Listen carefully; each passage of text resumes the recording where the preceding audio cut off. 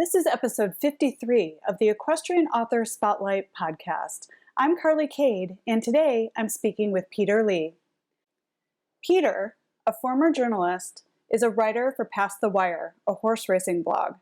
He has also written for Horse Racing Nation, and excerpts of his book have appeared in The Blood Horse.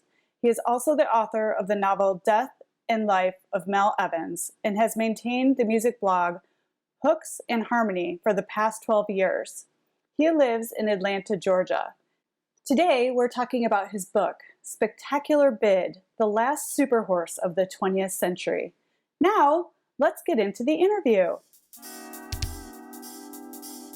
Welcome to the Equestrian Author Spotlight podcast, a podcast featuring interviews with equestrian authors who love all things horses and writing about them.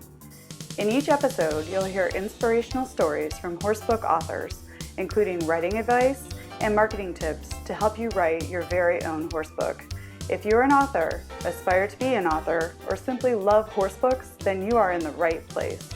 I'm your host, Carly Kade, and creative writing makes my spurs jingle. Hi everyone, welcome to the Equestrian Author Spotlight Show. I'm Carly Kade, and today I am so excited to have fellow author Peter Lee on the show with me today. Hi Peter, welcome. Thank you. Greetings from Atlanta. Yay, Atlanta, Hotlanta.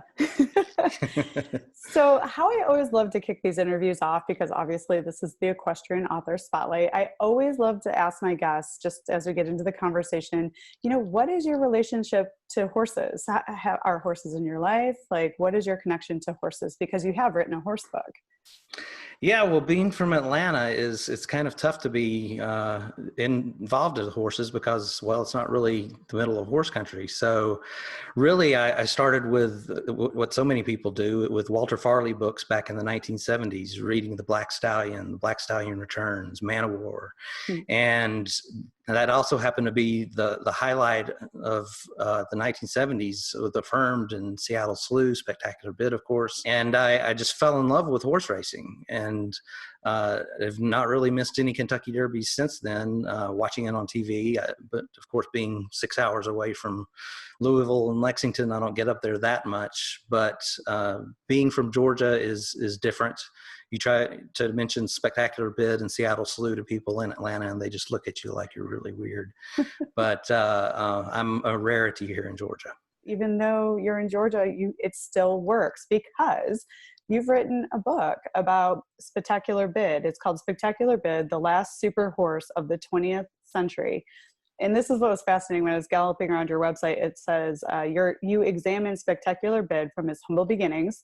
He was born in a mud puddle on a horse farm in Kentucky to becoming one of the greatest American racehorses.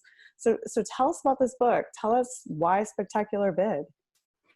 It's really a story of David versus Goliath. You've got a lot of stories like this, which is what makes horse racing so fascinating sometimes, where you have just a diamond in the rough, a horse where Spectacular Bid did not have that great of a pedigree on his mother's side. As you said, he was born in a mud puddle, almost drowned in the mud puddle, and the farmhands didn't really expect that.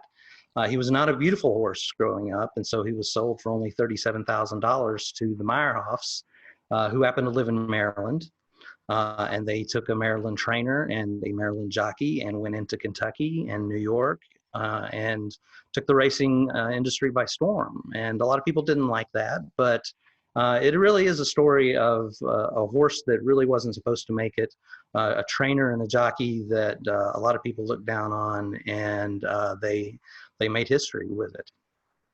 That's amazing. And I love how you said only $37,000. To a lot of people, that may sound like a lot, but for a racehorse, that's a small price to pay. Isn't that right? Absolutely, given the amount of money that people are paying today for horses. I know Seattle Slew went for a lot less, but $37,000 at that time, they were in the smaller sales at Keeneland and didn't really amount to much. They didn't really think they were going to get that much money for the horse, and it turned out they didn't. And I love that this is a story of like kind of an ugly duckling horse without the pedigree background. And, so it's like an underdog story that you're telling here, which are always really fun to read. And then this is also really interesting to me. This was also on your website. A safety pin was all that kept Spectacular Bid from becoming the 11th horse to take the Triple Crown in 1979. Without giving away your book, can you share a little bit about what happened involving a safety pin? Well, the big thing I found out when researching this story was that there really was a safety pin. A lot of people think that the trainer, Bud Delp, used the safety pin as an excuse for why Spectacular Bid finished third in the Belmont Stakes. And when I did my research, I found out that not only was there a safety pin in the stall the morning of the Belmont Stakes, and Spectacular Bid actually stepped on it. Bud Delp took the pin out and watched him walk around and thought everything was okay. But not only that, but it actually affected his racing. He only ran on one lead for the entire race. And if you know anything about horse racing, it's kind of like carrying a briefcase through an airport for the entire way on one hand. It gets really tiring. And that's definitely something that affected Spectacular Bid and led to his defeat. He didn't race again for another almost 3 months. So it really did affect him. And I felt like that was worth pointing out because, maybe new horse owners listening or people who just own or like horse books that are listening that maybe don't own horses, something as tiny as a safety pin can make a huge impact in a horse's life if they're punctured in their hooves. So that was pretty interesting to me. And I thought a good opportunity to share some knowledge about, don't leave nails, watch out for nails. Like as a horse owner, I'm always walking around the pastures, picking up big rocks. Like even a big rock can cause damage, and like getting the rocks out of my pastures, you have to be always aware of what's going on with the footing. Absolutely. Yeah. And then I know you have a copy of your book there with you. Would you hold it up and maybe talk a little bit about the cover design? The cover design was done by the University Press of Kentucky. This is Spectacular Bid at Meadowlands. It was just one of many photographs that I had sent to the University Press and had them design something for me. And they did a fantastic job with it. I'm very pleased. It captures him alone, which he was a lot of times when he was up at the front. Yeah, it just couldn't have turned out better. I was really pleased with it. Yes, and it sounds like you had some creative control in the cover design. You said that you submitted the pictures that you thought would best suit the cover. That's great. I did, and they actually showed me 2 different cover versions, and I did a little marketing research with that and asked people which ones they liked better. So I think we came out with a good one. And it looks beautiful. So what compelled you to write in particular about Spectacular Bid? Was there a reason why he piqued your interest? At the time, I don't want to give away my age, but at the time, I was about 11 years old when Spectacular Bid ran in the Kentucky Derby. And as all 11-year-olds do, I picked the horse with the best name. Horse struck my fancy with their name. I immediately clinged to, and Spectacular Bid just sounded like a wonderful name. So I had little or no idea that he was the favorite, and pulled for him. He won the Kentucky Derby. He won the Preakness, and he just broke my heart when he lost the Belmont. I had no idea that there was a safety pin involved. I had no idea that he would go for the rest of his 4-year-old season undefeated, and that he would have a walkover in the Woodward Stakes. A lot of things that happened to him, I just totally forgot about because I was living in North Georgia at the time, and well, we just didn't get a lot of horse racing news. Mm-hmm. But his story stayed with me throughout my life, and when I went back and started doing some research on him, I thought, this is a real good story. This is something that hasn't been told before, and I wanted to let everybody know what a great horse he was, because even though he didn't win the Triple Crown, that's not the true test of greatness with a lot of horses. That is true. Didn't he go on to be a pretty great sire? Did that end up happening for him? It did not, actually. And that's one thing that is kind of like lightning in a bottle, where he was just this freak that happened to come along.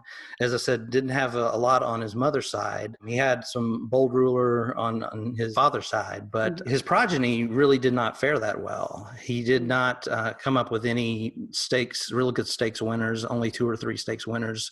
And although they seemed to last a long time in terms of their longevity, they really didn't come up with any good stakes wins or any famous progeny for that matter.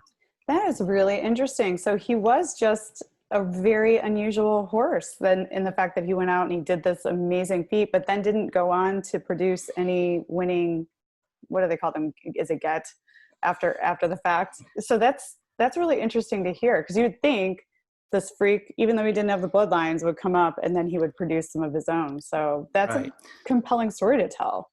He was syndicated at Claiborne Farm for a record amount of money, about $22 million at the time. And everyone thought they would expect a lot of things from him. But when he died early in the 2000s, he was standing for only $3,500 in Milford Farm in New York.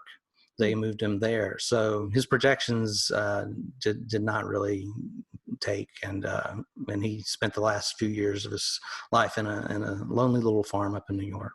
Oh, that's sad, but you gave such a tribute to his life and the really phenomenal horse that he was by writing this book about him, which was incredible. And you mentioned your research a couple times. How did you research this book? Like, where did you go? How did you get involved? Like, obviously it was a spark from that 11-year-old mind way back when, and then it came to fruition years later. So how'd you get into the research? I have to tip my hat to Rhoda Ferraro and the staff at Keeneland Library, who just did a wonderful job of helping me out with the research. Whenever I wanted something and didn't know where to find it, they were there with me. They have daily racing forums, blood horse periodicals dating back decades and decades. And once I got that, they gave me a pretty good feel for what Spectacular Bid did during his career. And then it was just filling in the holes. Chris Goodlett at the Kentucky Derby Museum had some interviews with Ron Franklin, the young jockey who rode Spectacular Bid for a while. And I actually did a little detective work and tracked down Ron Franklin and got to talk to him several times about his ride on Spectacular Bid. Ron just recently died about a year and a half ago. So I was very fortunate to be able to talk to him and make his acquaintance. Talked with Bud Delp's family and some of the owners of Spectacular Bid. So really got to get a good rounded view of not only the horse, but the players around him, what actually happened, how they felt about everything, and what contributions they made toward the success of the horse. Oh, that's amazing. I can only imagine. I wish I could be a fly on the wall during some of those conversations you had. I'm sure it was fascinating talking to the people who were part of this brilliant horse's life. And, while you're having these conversations, did you discover any like surprising information that kind of threw you for a loop? Well, besides the safety pin, that was the big revelation, I think, was really finding out about how that really affected his race. But I think the big thing was the relationship between Ronnie Franklin and the trainer Bud Delp. Ronnie Franklin was about 16 years old, had never set foot in a barn. And his neighbor took him to Pimlico one day, and Franklin fell in love with the whole place and said, this is what I want to do. He was only 5 feet tall, of course, so he would make a perfect jockey. And Bud Delp hired him on the spot to hot walk horses after they had been running. And he worked his way up toward jockey and really became sort of Bud Delp's adopted son. But with that, there was a sort of a love-hate relationship. And Ron had some difficult rides on Spectacular Bid, and Bud Delp really chastised Franklin in front of reporters, the crowd, and really embarrassed him a lot of times. And so he took a lot of abuse and took a lot of praise from Delp as well. Delp was always behind him, even though he criticized him a lot and treated him like his son. So it was a very strange relationship, but one that was really worth unraveling. And it sounds like all the way around this story is a bunch of strange, like the interaction between the humans around him, his youth growing up in the puddle, and then being kind of an ugly duckling with no background, and then his, chance to be a stud and that not working, like just so many like tricky turns and curves to this story that you got down on paper. That's like So intriguing. I was going to ask you this question too, because Spectacular Bid actually did go on to win 26 of 30 races during his career. That's nothing to sneeze at. I mean, he made his owners a lot of money. So, but what do you think made him have such a heart, given that he didn't have the pedigree? Like, what would you say about this horse that was what made him special? Well, I had a chance to talk to William Knack, the great writer for Sports Illustrated, who also wrote the book on Secretariat that became a movie. And he told me that Spectacular Bid had several different gears that he would engage in once he was racing in a race. You would count him out. He would kick it in the next gear, pass the next horse. Just when you thought he was out of it, here came another gear. And he would have several of these gears during a race. A lot of horses, when you take the whip to them, they make their move, maybe in the stretch or on the turn, and that's it. Mm-hmm. Spectacular Bid had much more, and just when you thought he was out of a race, he would give it a little bit more and take the race. And as you said, 26 of 30 races, including an undefeated 4-year-old season. He won 12 races in a row at one time and 10 races in a row.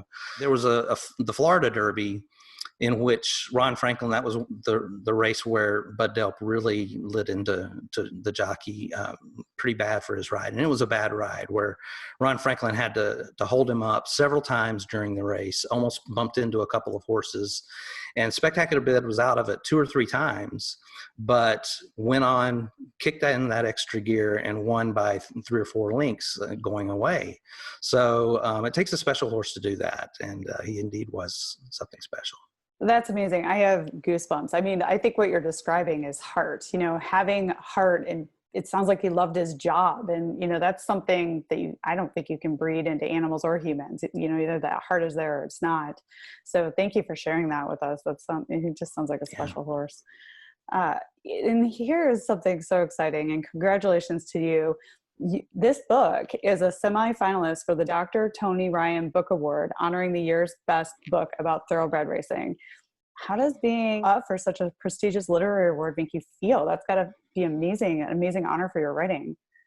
Yeah, it gives me goosebumps as well, just to hear that, knowing that I'm mentioned with some of the best writers in the country, Lenny Shulman, Brian Bouyer, who's written a great book about the Travers. It's just amazing to be in this situation and to be mentioned with all of those, and it's at this point I really don't expect anything. I'm a semifinalist, and I could not be happier with that. That is a huge nod to your writing. So just to be in that category or in that group of writers this is a very big award in thoroughbred racing. So congratulations. Thank you. And I wish you the best of luck. When are you going to the event where they reveal the winner? I think they will get down to some finalists, maybe 2 or 3, and then they will have an awards banquet. So if I get down to that final, I may show up at the awards banquet, given, of course, the current pandemic situation. I don't know, but true that. Yeah, we'll see. Everything's kind of messed up around that, isn't it? Yes. But I will keep my fingers crossed for you, and thank you. Good luck on that journey, which is exciting. And I wanted to mention too, you've written another book, but Spectacular Bid book is your first horse book. So to be nominated for this award with your first horse book is really stellar. Yeah, I was real pleased about that. First book was a novel, and then going to a nonfiction genre, especially horse racing, something that people, again, here in Georgia just don't really think about, is something unusual, but you got to go where your loves and your passions are. And that's definitely what I did. And I'm pleased to have the recognition that all the hard work paid off. Yeah. And that's great advice for authors or aspiring authors listening in here, is to go where your passion is, because that makes the writing of the project a lot easier, I would imagine. Is that the case for you? Absolutely. Yeah, you're absolutely right, because it makes the research fun. It takes you in directions that you really didn't know you were going to go in. And the writing really takes on a form of its own, where you're actively involved in what's going on with the writing, the characters that you're mentioning. You actually feel them, especially with the horse. And I can't recommend it enough. I couldn't write a book about economics. So, this is something I got to do. Yeah, creativity is supposed to be fun. We're not supposed to make it hard for ourselves, so choose something that you're passionate about. And then from my experience, a very well written nonfiction book actually reads like a novel, like a story. Did you frame up your book in that sort of storytelling sort of approach? It didn't start out that way, but all the things that I've mentioned about Bud Delp and Ronnie Franklin, about Spectacular Bid's beginnings, really had the feeling of a story. And a lot of people have said, this would make a really good movie. And I was thinking, well, if anybody's out there, yeah, sure, great. But it does tell a neat story from the beginning all the way to the end. The end being where he ran in the Woodward Stakes by himself. It was a walkover, and no other horse dared to run against him. And so it's really the crowning of a champion after so much heartbreak, so much disappointment with the Belmont Stakes. For him to really come back and become a real champion, I think was just a perfect ending to the story. I certainly would like to go watch that movie. That sounds perfect for a movie. And you mentioned walkover a couple times for a race. What does that mean? A walkover is simply a race where no other horse enters the race. And there's one horse that runs, and he runs all around the track by himself, wins first place. And it's really the mark of a horse where owners and trainers just don't want to face him. The last walkover was back in 1949, I believe, with Coaltown, one of Citation's stablemates. And usually you'll have somebody running for second place. There's money for second and third place. But at the time, there were only two other horses that were willing to maybe take a shot at Spectacular Bid during the Woodward Stakes. And they both decided, no, I'm just not going to do it. So Spectacular Bid went into the starting gate by himself. The bell rang. He went off and actually ran 1.25 miles in about the same time that he ran the Kentucky Derby. So it was not just a waltz around the track. He did an amazing job during that race. So he was fast. So he was that good that other owners did not want to put their horses up against him and have their horses' hearts get broken, right? Because they couldn't get to him. That's exactly. Generally why that happens. Exactly. Wow. That's fascinating. I'm so glad I asked you to explain that. I've watched a lot of horse racing stuff, but it's not my expertise. So I just learned something today. Thank you. Well, you don't see it a lot. That's why it doesn't come up, but it's something special. Yeah, that sounds amazing. And it sounds like such a heartfelt, heartwarming way to end a movie. So another fingers crossed right there. Right. So Peter, are there any records that Spectacular Bid holds that you want to share with listeners today so they know even more about this amazing horse? Absolutely. For not only did he win 12 races in a row at one time and 10 races in a row, including an undefeated 4-year-old season, but he still holds the record for 1.25 miles for the Strube Stakes in 1980 when he ran it in 1:57 and 4/5 seconds. And it's still a record. One that's been now on the record books for 40 years. And even his second place challenger, Flying Paster, set the track record. Oh, wow. So it was something that indeed, not even Secretariat could touch. And I think you shared with me there might be a YouTube of that record being set that I can share in the show notes. Absolutely. You can find that on YouTube. I've got a playlist on my account where you can find Spectacular Bid 1980 Strube Stakes, STRUB Stakes. Awesome. Thank you for sharing that. This horse just sounds incredible. And your book is traditionally published. Tell us what it was like working with the University Press of Kentucky and kind of how did you begin the relationship with them? What was it like working with them? Well, my first book was self-published. It was a novel, and it's very difficult to self-publish. And having a traditional publisher like the University Press of Kentucky behind you, working with you on the cover, the back cover material, helping you with the indexing, getting you a full-fledged editor who will help you make it better. There's just nothing better than having the strength of a press behind you. Mm-hmm. The people at the University Press of Kentucky were fantastic, easy to work with, and just made my job a lot easier than it was when I was publishing my novel. Yeah, and you said self-publishing is hard, and I think what you're alluding to there is there's a lot of small detail that you yourself as the author have to take on, whereas a traditional publisher handles the cover design, hooking you up with an editor where you don't have to go search for one. So a lot of the minuscule stuff and the techie stuff takes you out of the equation, so you can just write your book, right? Is that sort of your experience and why you said self-publishing is hard?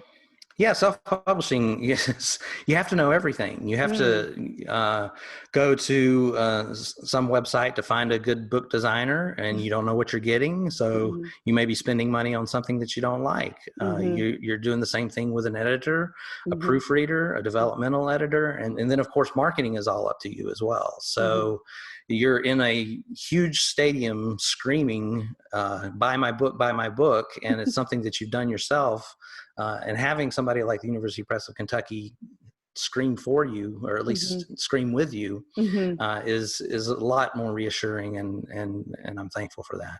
Absolutely. And they have all those resources in-house, so it does make the whole process a lot easier. Now, let me ask you this question. Do they have a chunk of your intellectual property? So if your movie rights are optioned, they get paid off on the movie too? I'll have to talk to my lawyer about that. That's a good question. Yeah, you need to check the fine print. So that is one thing that you do have to watch out for with traditional publishing. And not that it's a bad thing. You just got to read your contract, because you could lose your audiobook rights, or sign away part of your merchandising, or sign away those TV rights, because that is all part of your intellectual property with the book, and that stuff shows up in contracts. So, just be on the teeter-totter of the pros and cons of both sides. There's pros and cons to both sides, and a lot of people are doing independent and traditional hybrid models. So there's so many different ways to write a book, and it's really interesting to talk to authors' experience on both sides, and you have that.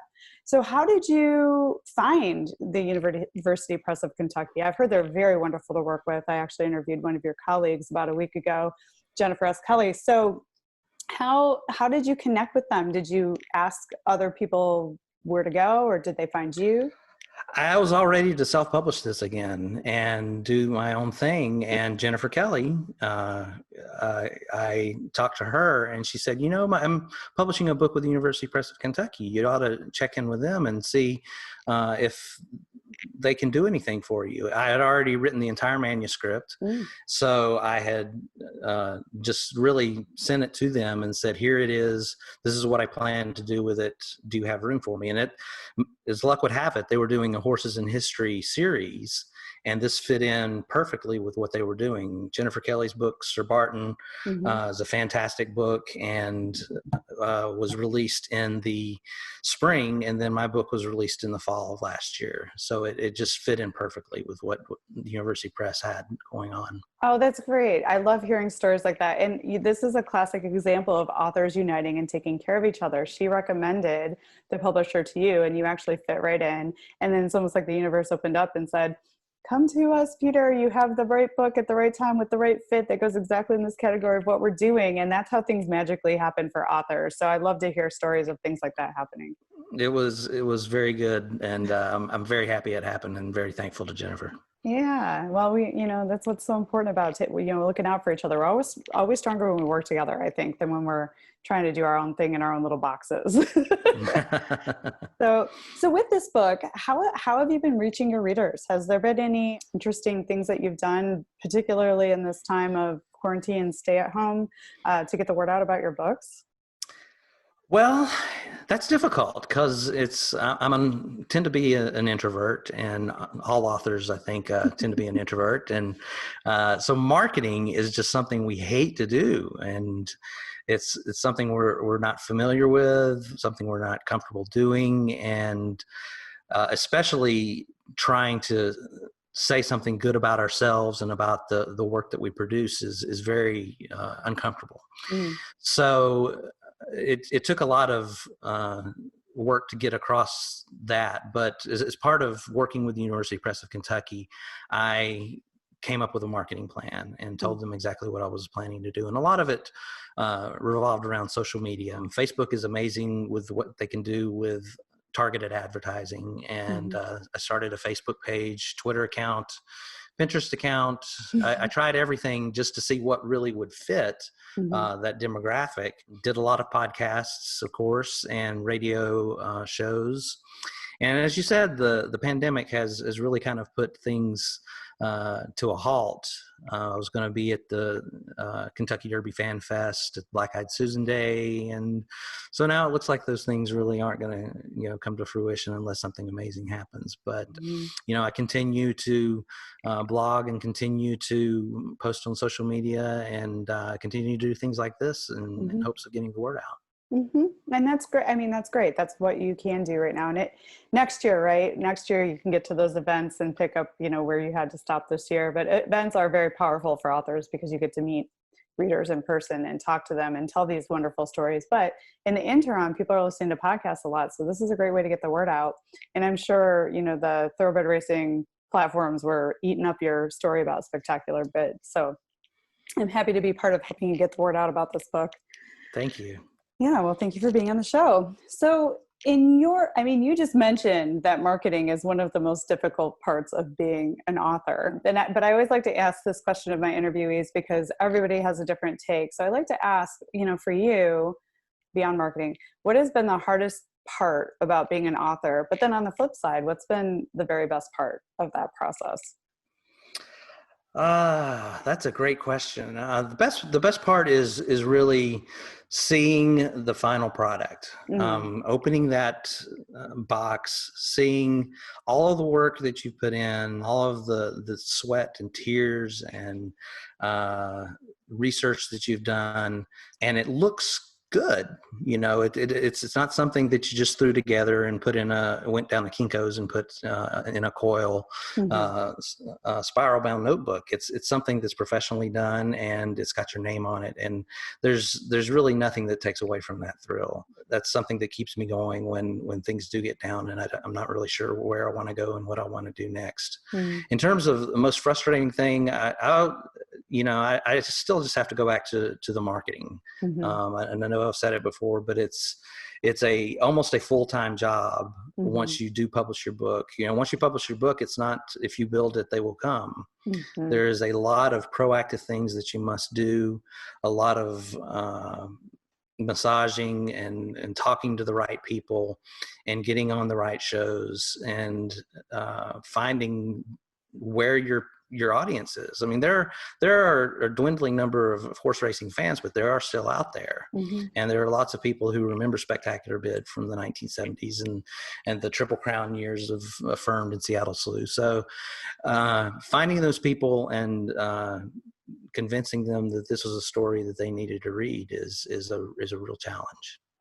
Yeah, and that makes a whole lot of sense. And this is a complaint that a lot of authors have, actually. You are not alone. And if other people listening in are here in this space, you're not alone, because you mentioned it earlier, a lot of us are introverts, right? But nowadays, you can't just sit and write books. Like, even if you're with a traditional publisher, there is an expectation that you handle marketing as well. Is that right? You're absolutely right. Yeah. There's only so much that they can do because they've got a full slate of books and they can't give you 100% attention because they've got probably, 15, 20 other books that they're also pitching to bookstores and podcasts and radio stations. So they do a lot for you, but they do expect you to come in with an idea of, I want this book to sell and here's what I plan to do to make that happen. Yeah. And you mentioned that you actually created the marketing plan, which you then gave to them and said, this is what I intend to do. So that is something that is changing. Publishers have reduced staffs. They can't help as much as they used to. And the expectation now is, whether independently published or traditionally published, the author has to pick up and do some marketing. And that's uncomfortable for a lot of people. But when you write a book, you're actually starting a business, and marketing is part of the business. So this is very interesting conversation to have. That's why I put this podcast together, to help with marketing ideas and strategies, and another way for horse book authors to connect with each other, but also get ideas and unite and support each other around marketing tips. So hopefully this is helpful. This is definitely a great venue for doing that. And I applaud you for doing it, because I've listened to lots of podcasts and gone to a lot of web pages, typed into Google marketing help publishing book and trying to find any tip or trick that can help weigh the balance and make a difference. So yeah, and I got really niche, so I'm talking our genre right here. We're all the horse people, so so hopefully that helps people. But and I wanted to ask you too, how long did it take you to write your spectacular bid book? And did you have any writing routines to help you get that done? It took me about 2 years to do the research and to do the writing. Most of it was the research. The research probably took about 1.5 years. And then the book, I don't want to say it wrote itself, but I was like a demon unleashed. I just wrote and wrote and wrote, because I had the book all in my mind exactly, especially from a timeline perspective, what happened when, and I had read all of the materials that I had researched, and I knew that when I got to this story, I remember there was a quote from somebody who said this, and I remember that this happened in the story. So not taking a lot of time, I just got home from my regular job and sat down until 10 or 11 o'clock at night, writing just full blast, and until I got a first draft, and then got it edited, redid it. And a lot of people say writing is hard. Writing sometimes for me is easy, getting something down, but writing well is very hard. And just because you have something down on paper doesn't mean it's the best thing in the world. It's probably not. And so you have to go back, rewrite, edit 2 or 3 times, and then get a professional editor to do it. It's a long process. It is, but you can't do any of that other stuff unless you have your first draft done. So it's okay if it's not the best first draft, but you've got, once you've got that done, you can go in and improve upon, so that's great advice though. You said, writing well is difficult, but you got to get it down first before you can go back and even improve it, right? Because so many people go backwards and try to edit forward, but that isn't the best strategy, because then you'll never get your book done. Right. A lot of people belabor over a paragraph and try to figure out, well, how do I word this? It just gets something down, and you can go back and look at it and go, and try to figure out how to improve it. But at least you've got something to throw darts at, and that's usually what I did, was put something down, go back and look at it, and see how I could improve it. That's great advice. Yeah. And then, you touched on the editing and the copy editing and the content editor that helps you get everything feeling right. So there's a lot of steps in a final product, and it sounds like you had good support system with your publisher, which is really important. Is there anything that a listener to this show might be surprised to learn about you? Because I think you might be a bit of a music fan. I am.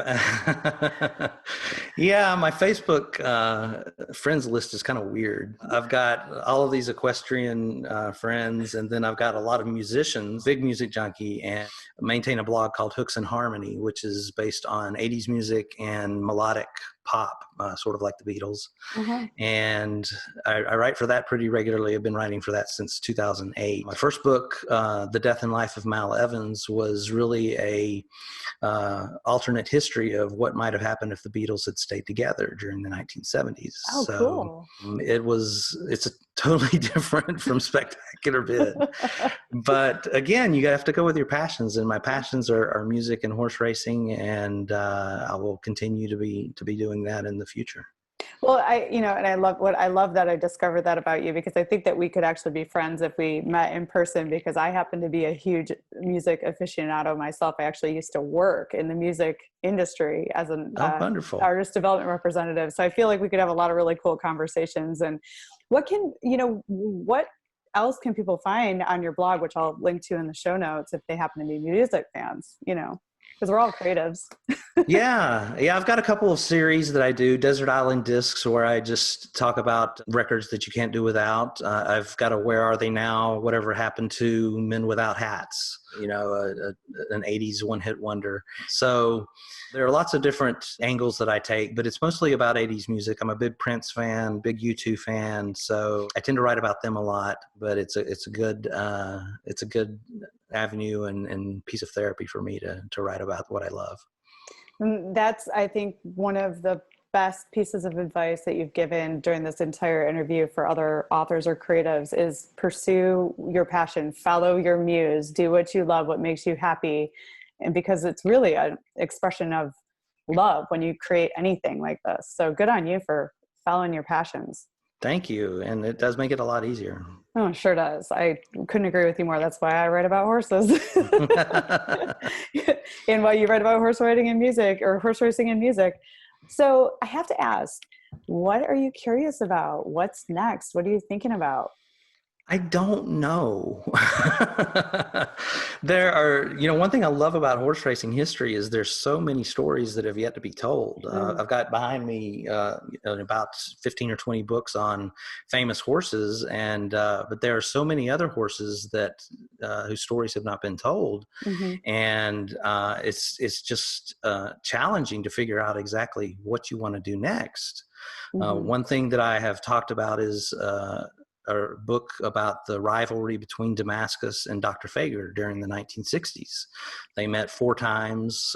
Damascus won 2 races. Dr. Fager won 2 as well. And those are 2 of the greatest horses of all time. And they ran up against each other. I've talked about possibly doing a book about Zenyatta, the great filly from the early or late 2000s, and also the crop of horses from 1957, Bold Ruler, Iron Liege, a lot of those horses, Round Table. That was probably one of the greatest crops of horses ever to assemble on the horse racing track. So I don't know which one I'm going to do. I've been doing a lot of research on the Damascus-Dr. Fager rivalry and talked to some people, so that might be what I do next. But they're all so good, I just don't know. Maybe I'll do a musical biography. Awesome. Well, that's awesome too. I love that. And it's like, what I'm hearing is that the possibilities are kind of limitless. You've got a lot to choose from, and a lot is sort of sparking your creative interest. So you've got a lot to choose from. I see like there's this possibility for this story between like history and music and horse racing, and like kind of intertwining both your passions into maybe another fiction novel. That could be really fun too. Oh, that would be fantastic. I'll have to think about that. Cool? Like, yeah, I would be all over that, because I like the music history intertwining with the horse industry, and like what kind of music did they listen to at the time, and just like you can get really creative with that, like the parties around the horse racing industry and all the hats and all the fashion and all that stuff. That could be really fun. All right, I'll have to give you credit if I do that. Maybe we can collaborate somehow. Yes. Take it. It's yours, because I've got too many other projects that I'm working on too. I'm just like you. I don't know what's next.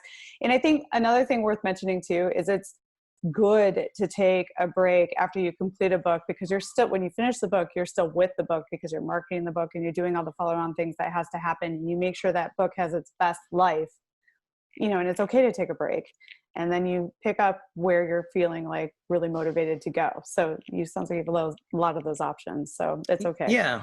And one thing I want to mention is, even though I'm sort of in the middle of books right now, and I'm doing marketing and promoting the book, a writer still has to write. And so I try to make it a routine to get up each morning and do something. You're really not a writer unless you write. And so whether it's stream of consciousness writing that I do, whether it's journaling, whether it's just writing a little short story based on a writing prompt that I found. I've found that it's good to keep those writing muscles exercised and in shape, so that when you do start your next book or novel, that you'll be ready to make it happen. Oh, that is the best advice. Thank you for sharing that, because that is true. You can take a break from the writing of a novel, but keep your writing routine in place, because that's a muscle that you train and you train over again. And it's something that you do. So I'm so glad that you mentioned that, because if you stop, then you have to train yourself all over again. So great advice. And you said you do it first thing in the morning usually? have my cup of coffee before my wife gets up and have at it for a good 30 minutes to an hour. Yeah. Oh, wonderful. Everybody do what Peter does. Great tip. Thank you, Peter. Where can people find you and your books, Peter? Well, the easiest place is to go to Amazon.com or BarnesandNoble.com and get the book there. You can also just go to your local bookstore and ask them to order it if they don't have it on the shelves already. You can go to my website, and there are links to Amazon and Barnes & Noble there at spectacularbidbook.com. I am on Twitter and Facebook as well. You can find me there. So I'd be happy to talk and listen to whatever you have to say. And the music blog is? hooksandharmony.com. It's all spelled out. Perfect. And I will link to all those places in the show notes so people can get directly to you on your different channels. And Peter, thank you so much for the gift of your time and all the wonderful advice and being so open and sharing such great information. I really appreciate your time today. Oh, I love talking about Spectacular Bid, and I appreciate the time that you've given me to do that. Of course. And he sounds like an amazing horse and an amazing book. So congratulations on all your successes. Thank you very much.